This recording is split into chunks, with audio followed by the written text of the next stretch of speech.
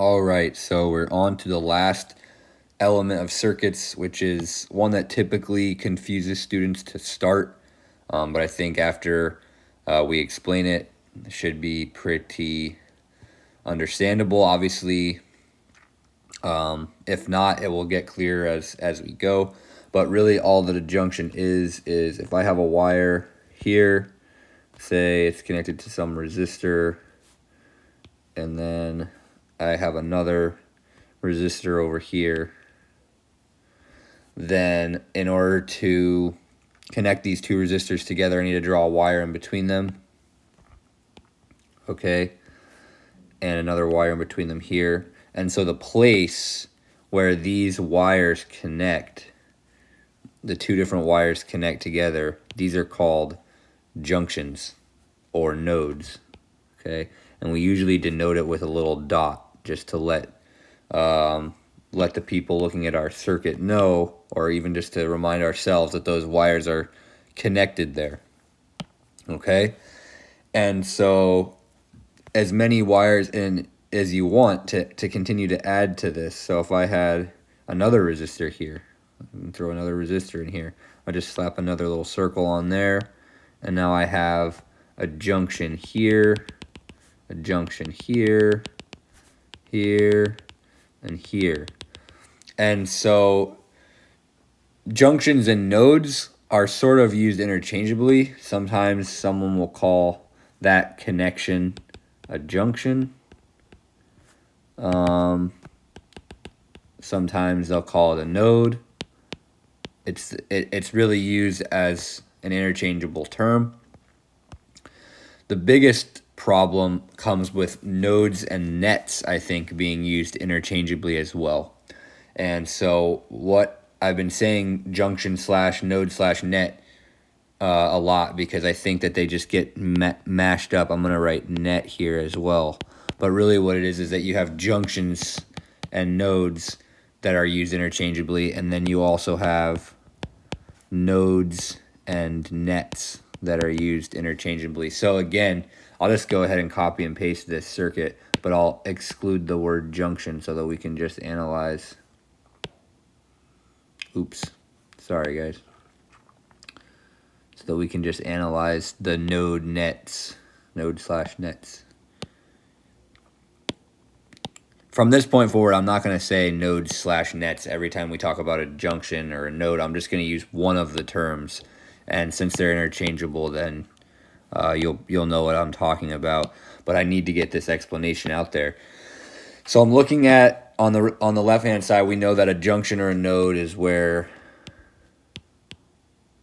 two or more wires connect together. Okay? A node or a net is basically any uninterrupted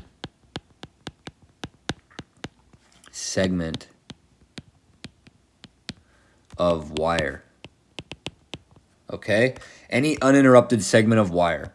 Basically, any amount of wire that is connected together that has yet to encounter a component. So the resistors are the components in this circuit, right? I have 3 resistors.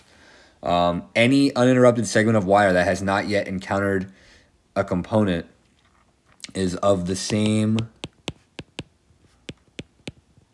net. Okay? And so let me go ahead and highlight that. So in this circuit, there are 2 nets. There's the net up here that's connected as such, and then there's the net down here connected. Okay? And so I would only give each of these nets or nodes a single label. Okay? So maybe let me go ahead and do some erasing here, because we don't care about these anymore. That was junctions / nodes. We're not interested in where they connect for this terminology. Rather, we only care that this entire region that I highlighted in yellow is, we can call it net 1, or we could just call it V1 because it's going to have some associated voltage. And then the one highlighted in green we would call net 2, or we could call it V2 because it's also going to have some other associated voltage. Oh, I don't know if I undid something, but maybe I never highlighted this section here. But that's a very important concept. I mentioned this previously when I had drawn the I don't remember which video it was in, but I was talking about how if I have a voltage V1 here, I also have that same voltage here and here and here and here and here and here. All that entire net 1 will all be at the same voltage. It will all be at the same potential.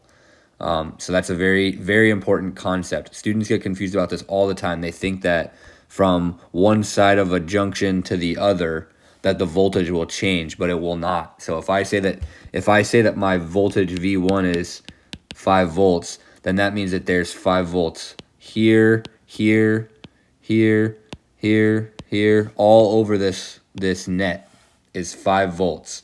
And then when it encounters a resistor, the voltage, assuming there's current flowing through that resistor, the voltage will drop, and then my net V2 will be at some other potential or some other voltage. Let's say it's 3 volts. Then there would be 3 volts here, here, here, all the way down this wire, right up to the point where the resistor is. Okay? And this will become, we're gonna draw a bunch of circuits, we're gonna solve a bunch of circuits, and as we do that, I think that this concept will become clearer and clearer, but hopefully that just this sort of preliminary explanation gets you ready for that concept, and we can try and avoid as much confusion as possible. So again, we have junctions/nodes, which are the point where all 3 wires connect, or 2 wires connect, however many wires come together at that point, and we sort of denote it with a little circle, just to indicate that those wires connect there. And then as far as the nets or the nodes go, again, you heard me say node voltages in the past, so V1 would be the node voltage for this yellow node/net. I don't know why I think that the word node ended up being interchangeable with both junctions and nets because they're just all part of the same region of the circuit. But okay, before I just over-explain this and it gets too complicated, I'm going to stop here, and we are now ready to start drawing circuits. So in the next video, I'm going to draw a circuit, and we will go ahead and label the different parts of the circuit, and then we'll go ahead and solve the first and simplest circuit.